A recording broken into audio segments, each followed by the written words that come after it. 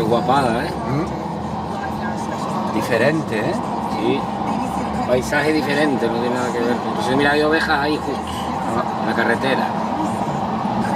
Y vienen coches, o sea que cuidado. Mira la oveja ahí.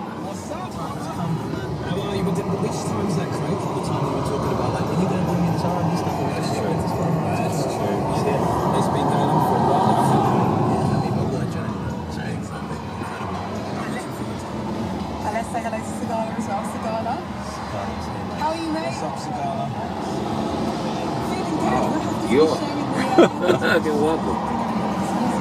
Qué pasada. Oye, fue bueno venir por esta carretera, ¿no? 600 metros para llegar al pueblo ese, me parece. Llegaron 500 metros.